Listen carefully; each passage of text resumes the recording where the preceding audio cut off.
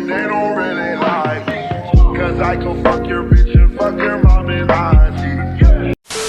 That's also a little strong. Speaking of Keith Lee. Imagine you own a restaurant, and the difference between having a line of hungry customers out the door every day or your establishment looking like a ghost town is based on the experience of one man. That one man is not a professional food critic nor a culinary expert, but millions of people around the country treat his word like gospel. That is the Keith Lee effect. Keith Lee is either Batman or Joker when it comes to restaurant owners. But once you hear his story, you will understand why he has such a cult-like following. It's much deeper than a guy who has decent taste buds. Keith Lee is a man who failed at the one thing he was actually good at. Then at his darkest moment, he refused to give up and created a meteoric influence in an industry he had no business being in. Keith described himself as a very small child who felt the need to display his dominance to overcompensate for his short stature. His bad behavior led to him getting expelled from every school in the Detroit, Michigan area before attending a charter school as a last resort, where he barely managed to graduate the 8th grade. So by the time I got to high school, I was a weed head, smoking every day. I'm talking about bad, like every day. My freshman year, I had a 0.6 GPA. Things would get even worse for Keith in high school, where he lived in the shadow of his brother. Keith's older brother Kevin had already garnered a remarkable reputation as a star athlete who graduated with a 3.9 GPA before receiving a scholarship to wrestle for Grand Valley State University, which is an NCAA Division II school. Keith decided to follow in his brother's footsteps for all the wrong reasons. When I got there, it was more out of spite. It was more out of arrogance. It was more out of just like, now I'm approved to you, I can do it. And I don't even want to do it. I'm going to just do it because you told me I can't do something else. So I'm going to just do it just to shit on you, basically.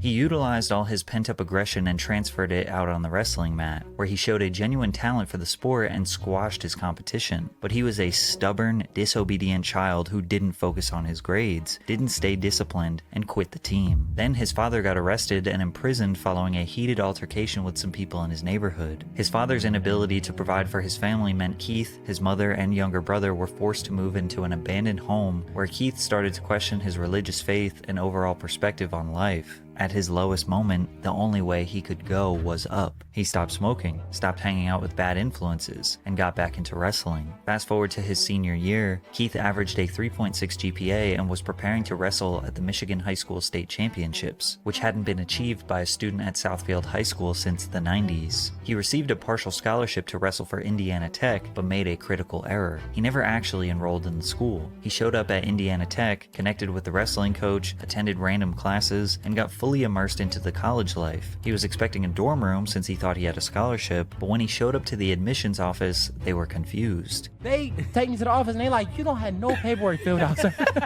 Who are you? Yeah, they was like, only thing we have is the offer letter that we sent you. Right? So we only got your name and your information from the offer letter. They was like, that's all we know about you. We don't know nothing else. That's crazy. Treated it like a birthday party invitation. You sent me the invitation. I just showed up. Keith laughs about the situation now, but at the time, he was devastated. They told Keith if he didn't pay them $20,000 for the semester and $2,000 for the application fee, he wouldn't be allowed to go to school. Shit. Unable to get a loan, Keith had to move back with his family, who relocated to Las Vegas. He was now sharing bunk beds with his 14-year-old brother, who regularly reminded Keith that he was a loser. At this point, I'm in the deepest depression I've been in a long time. Dang. Because I'm like, oh, the reality is sitting in. Yeah, He's right. yeah. I'm not in school.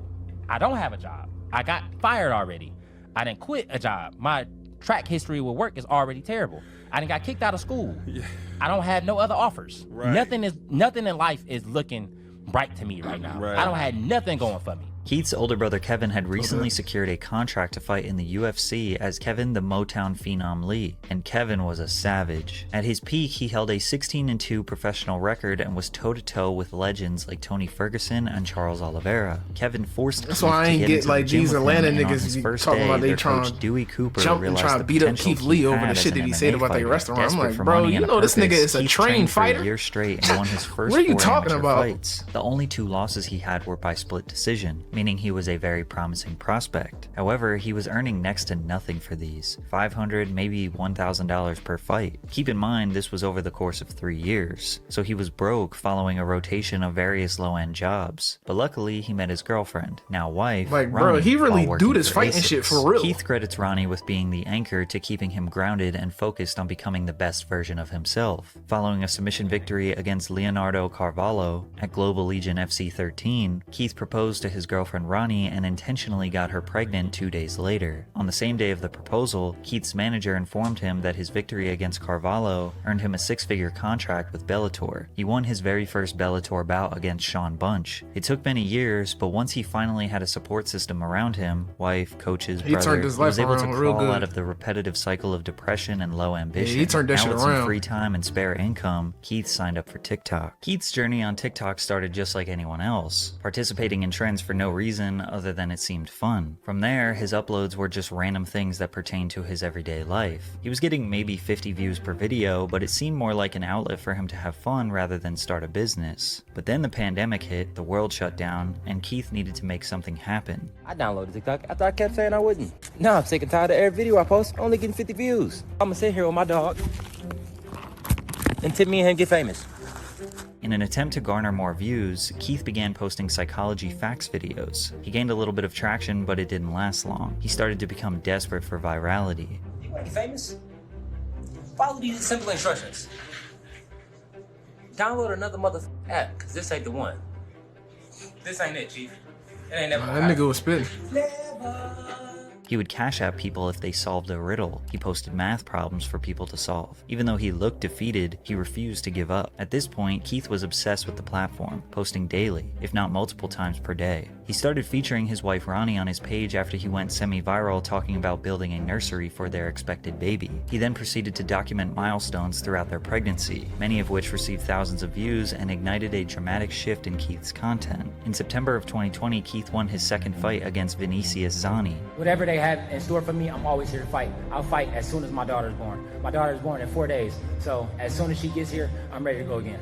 He didn't lie. Just 1 week later, he and Ronnie welcomed their first child, Carter. From there, Keith's whole TikTok was dedicated to documenting him being a parent. His loving and nurturing attitude towards his child attracted a large following of supporters. He provided them with wholesome moments, such as clipping his daughter's nails for the first time and celebrating her first Halloween. This was his family man era. Keith took a fight on short notice, just 2 months after his previous, to fight on the main card at Bellator 253. Unfortunately, he lost by decision to Rafion Stotts, but that didn't ruin his spirits. Keith the family man kept posting his terrible dancing videos and even started sprinkling in some cooking content. By mid-2021, he had accumulated 1 million followers and was that averaging nigga be maybe throwing down in the 100,000 kitchen, bro. views Can per cook for real. post. This was his foundation, the people that knew Keith was a humble, honest family man. Unfortunately, he would hit a new rock bottom when he lost his 6-figure Bellator contract. In August of 2021, he was set to face his toughest opponent yet, who was undefeated. Keith was beaten and bloody and then submitted in just the first round, then got up while unconscious and stumbled headfirst into the cage. The clips of his loss made the rounds on social media. He was embarrassed. He got a call from his manager saying he was cut from Bellator. Keith I was back remember to that rock actually, bottom. His but I first didn't TikTok know back like after who his the loss fuck was Keith Lee him really was, except for poetically just a ordering some UFC food. nigga. I have these sunglasses on because my eyes black and my face is beat up. I'm fine though, for anybody. Well, I'm not fine, but I'll be fine.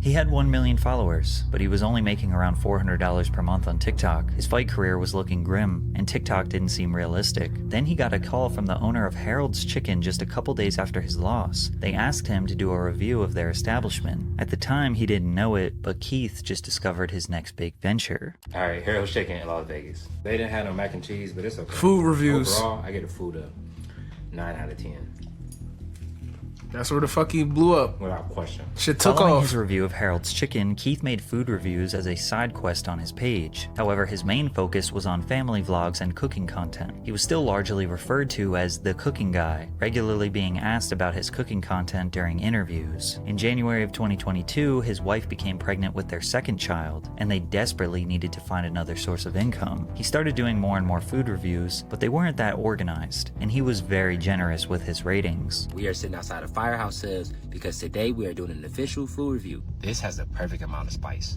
Like my tongue is tingling a little bit. I got that feeling on my lips. You still taste all of the flavor. 10 out of 10. Keith says he leaned on his faith and prayed something good would come from this TikTok thing, and it did. In June of 2022, he signed a brand deal with Wingstop worth 6 figures, the same amount he had lost from the Bellator contract. He successfully was making a career on TikTok, but it was about to get a whole lot better. His food reviews slowly started to become his main content because his brutal honesty was very entertaining. Altogether, this food was $50, and the customer service was terrible. The lady at the front where I was picking up was really rude, like extremely rude. I had to call back and get her name. I think she lied because she answered the phone like I didn't recognize her voice and said, hold on, let me go get the girl. You the girl. Then in October, the popular YouTube channel People vs. Food approached him to collaborate on their channel. Yeah, they had Keith Lee on the accepted. episode. This channel has over 12 million YouTube subscribers, actually watched and he knew that. the exposure would help his TikTok career immensely. By the way, double check if you're subscribed to my channel. I asked my wife what I should post on my page to make people not only come and watch, but actually follow, and we decided to post one full review every day. The first got like 11 million views. From there, Keith's entire content shifted to strictly food reviews. He has only been doing it full-time for 1 year at this point, but he never could have predicted what was about to happen next. While most high-profile food critics only pay attention to high-end restaurants that are too expensive for most, Keith shifted that focus onto affordable, small, family-owned restaurants that were easily accessible to the public, or fast food / popular affordable food chains. He even went out of his way to give a chance to establishments that were struggling financially. However, Keith doesn't consider himself a food critic. If His your fucking reviews store feel about to and close look like one down, of your you friends struggling, giving you a you better hit casual up Keith Lee, breakdown. nigga. A typical review would be him ordering 3 or 4 different items on the menu, like a family of 4 would, then tasting every single item and rating it from 1 to 10. He often throws in other notes like their customer service or additional information that is relevant to the experience. I got it. Let's try it and rate it 1 through 10. I spent $23.84 on 3 bao buns and a drink. But bro, that's what they look like. Customer service, delightful. It was a very short interaction, but the guy who worked at the front was really nice. And the actual building itself, very aesthetically pleasing. It made me want to eat. If you can't catch an episode of Kitchen Nightmares and get your Personally, fucking it's lacking spice, so the restaurant added on there, salsa you better hit up took the Keith Lee. tacos That's the itself second from best a thing. I 9 don't know what to tell you. to a 9.7.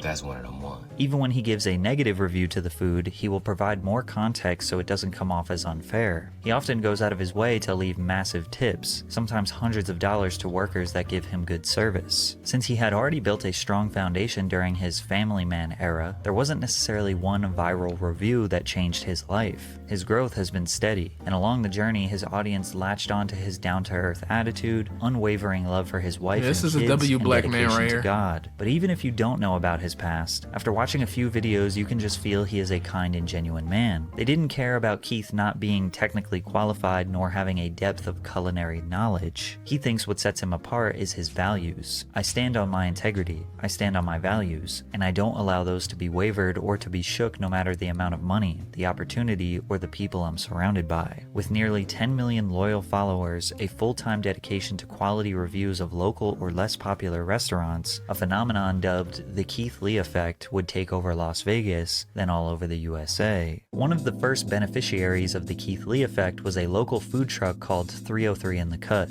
In November 2022, Keith's review Keith Lee blew is up him. and I don't garnered see over how you 35 can million actually hate TikTok this views man. since its initial upload. Keith confirmed their cheesecake sandwich was a 10 Unless out he of 10. reviewed your And the next restaurant night, and don't like your 303 food, had but people that's your waiting in fucking line fault. for Yeah, over an you hour, had some wrapped nasty around ass the fucking corner food for and their customer food. service. The owner It's said not they his. doubled their income in one day, and it stayed that way for over a year. One Las Vegas pizzeria he reviewed, Frankincense, made headlines for attracting lines around the block because Keith gave their wings a 10, pizza a 9.8, and garlic knots a 9.2. However, it wasn't just the food. It was Keith's interaction with the owner, Frank, that made people want to support him even more. If I don't like the food, I gotta tell you, I'm not trying to be malicious. And he was like, I'm gonna be real with you too. I need help.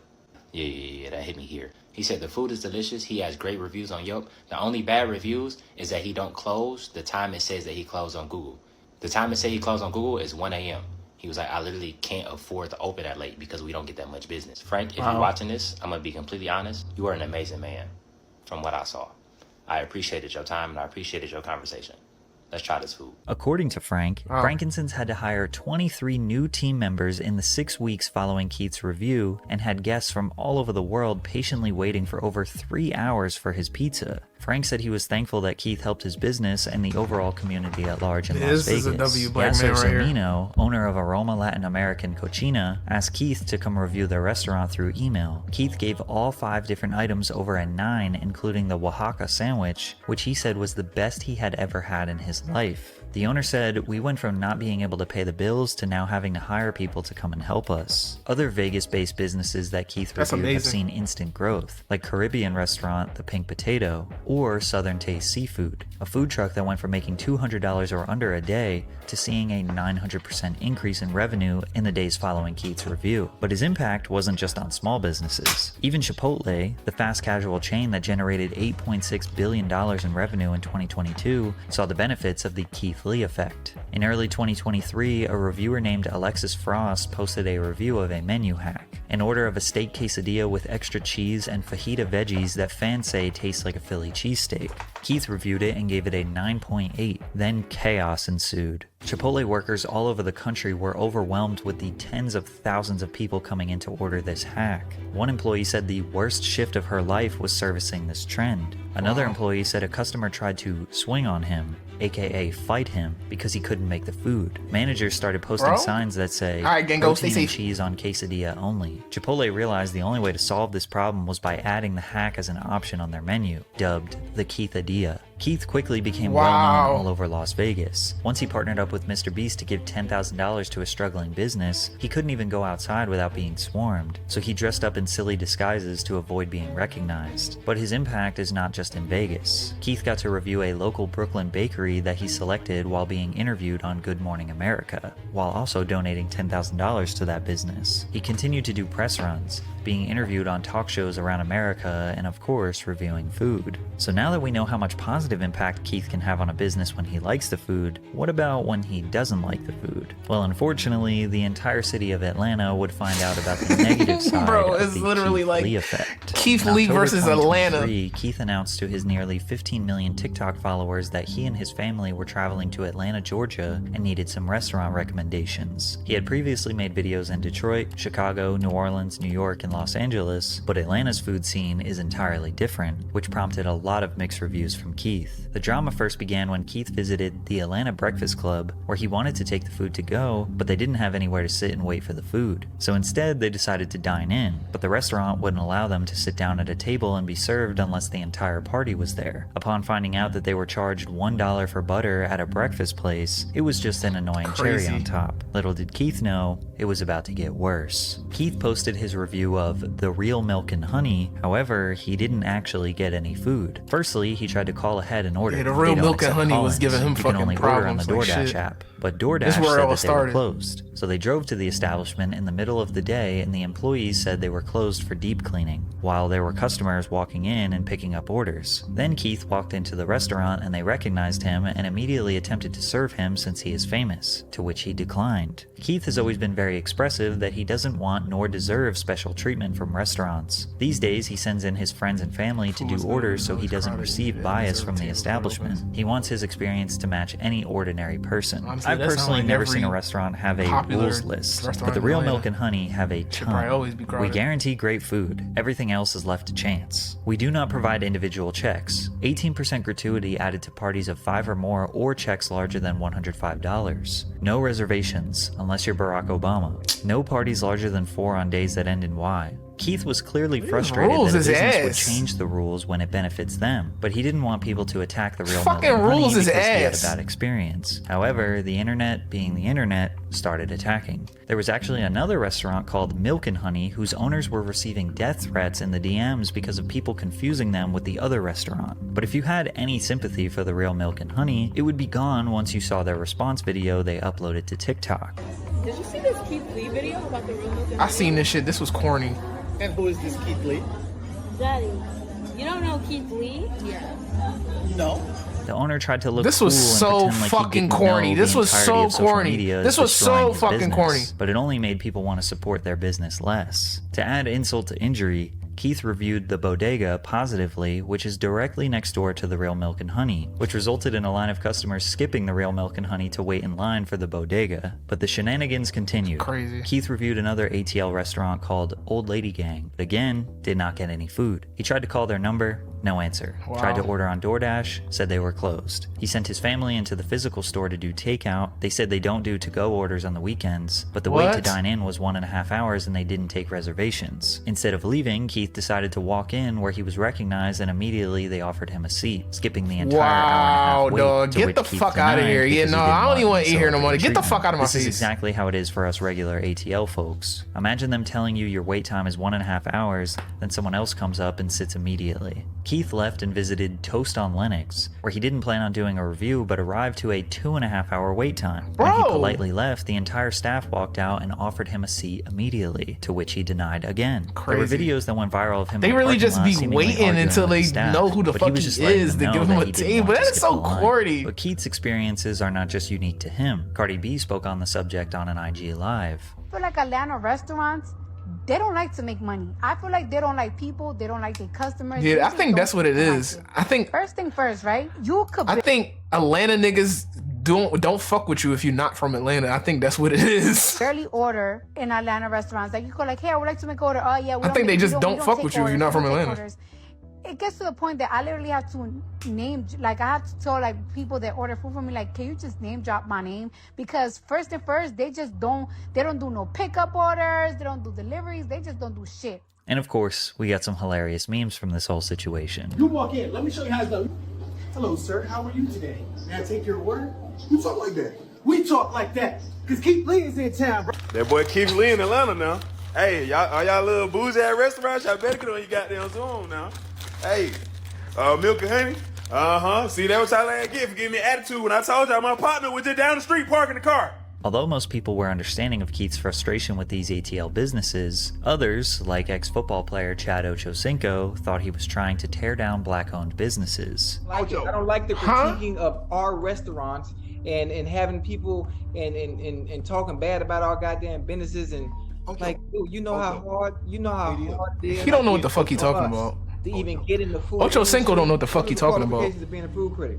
Go to a restaurant and do you like the food? Did you like the He customer don't know what the service? fuck he talking What about. was it like? Yes. People What fly was down the to wait Atlanta for time food like? trips, That's all you gotta do. At the end of the Really day, treat you Keith just differently. gives his It honest seemed like it. opinion and experience, but he implores everyone to try for themselves. If he is too positive, his opinion will hold no weight. If he is too negative, he will be seen as destructive. There will always be haters. However, broadcasting his opinion to 14 million followers will, without a doubt, prevent a lot of people It seems from like they trying don't the fuck with you restaurant. If someone until I they trust know that says, you "Don't like go somewhere famous to or eat," got some I'll type of probably pull listen out to here or them. something. Or if I have one bad experience, I probably won't go there again. This is why some people argue that you can't have a bad day in the customer service industry. If you can't afford a bad review, then you shouldn't give bad service, especially if you are inviting a food critic to your establishment, which a lot of these restaurants do. Through all the drama, Keith found a lot of gems in Atlanta. The seafood menu, juicy jerk, the dining experience, which he personally tipped the owner $2,000, and Jamaican jerk biz, where the owner broke into tears when he walked in. Wow. He asked the owner what her sales were for the day, which was $2,600. So he did go to some good and he restaurants paid in her Atlanta. $3,000 for his meal. However, Keith just announced that he's on his way to Houston to do a food tour, and restaurant owners are trembling. In just 10 months of fame, Keith has helped hundreds of businesses, raised tens of thousands of dollars for charity, and continues to spread love and positivity during a time where we need it the most. Maybe Yeah, from here W he will Black start Man a here. food review show, W content or a he put cooking out. show,